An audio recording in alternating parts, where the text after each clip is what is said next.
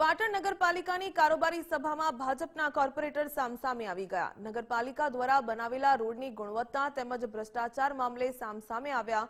Ward number 5ના corporator Arvind Patel, ward number 1ના corporator Manoj Patel બાખડ્યા। રોડની વાત નહીં કરવાની કહીને અરવિંદ પટેલે મનોજ પટેલની સામે ગુસ્સો કર્યો, દાદાગીરી ભર્યા શબ્દો વાપર્યા અને કોર્પોરેટર ઝઘડો કરવા માટે એકઠા થયા। કોર્પોરેટર સામસામે આવી જતા થોડા સમય માટે બેઠક બંધ રહી। બેઠકમાં હાજર અન્ય સભ્યોએ વચ્ચે પડીને મામલો થાળે પાડ્યો। એ મનભેદ હતો, કોઈ બંદૂક નથી, એ સમજવાનો ફેર થઈ હતી, એટલા માટે છે, એમાં કોઈ ઇશ્યુ નથી।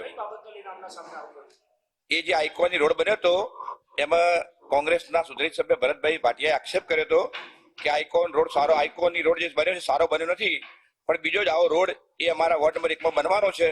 ત્યારે મેં કહ્યું કે વોર્ડ નંબરના જે પણ કાર્યકર્તા હોય કે જે સુધરી સભ્ય હોય, જે તે વખતે કદાચ એમના ધ્યાન બહાર ગયું હશે, એટલે કદાચ એમાં કંઈક ગેરરીતિ થઈ હશે। એ આક્ષેપ કોંગ્રેસ વાળાનો છે, મારો નથી।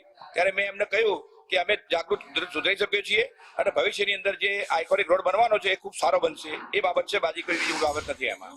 એટલે જો એક કોર્પોરેટર તરીકે બીજા કોર્પોરેટરની નિંદા કરવાનો કોઈનો અધિકાર નહીં પહેલા નંબરે, કારણ કે પોતે પોતાના જ વિસ્તારમાં સક્રિય રહે તો આગળ કામ આવતું હોય છે। એટલે મારા વિશે કોઈએ ખરાબ બોલવાનો અધિકાર મને નથી આપેલો કે હું કોઈના વિશે ખરાબ બોલી અધિકાર આપેલો નહીં। તો કોર્પોરેટરની મર્યાદામાં રહીને વાત કરવી જોઈએ। કોઈની નિંદા કરવાનો અહીંયા કોઈ આ સામાન્ય સભા, અહીંયા જાહેર પબ્લિકના કામો લેવા માટે આપણે બધા બેઠા હોય। સામે આવેલા કોર્પોરેટર કયા પક્ષના હતા? બંને ભાજપ પક્ષના જ હતા। આમાં જે વાહન શાખાની જે ગાડીનો જે વિવાદ ઉભો કરેલો છે એ વિવાદ અને એ વાહન શાખાનું કામગીરી સંભાળતા જે સુપરવાઇઝર છે એ અને જે લોકો સારી કામગીરી નગરપાલિકામાં બજાવી રહ્યા છે એ બધાને આ લોકોએ ટાર્ગેટ કરેલા છે। આ જે સુપરવાઇઝર છે એને ખરેખર ડીઝલ બચાવ્યું છે અને ઓન રેકોર્ડ ડીઝલ બચાવેલું છે। જે ડીઝલ જેની કોઈની ગાડીમાં જતું હશે એટલે હવે બંધ થયું છે, એટલા માટે થઈને આવા પ્રશ્નો ઉપસ્થિત કરવામાં આવ્યા છે।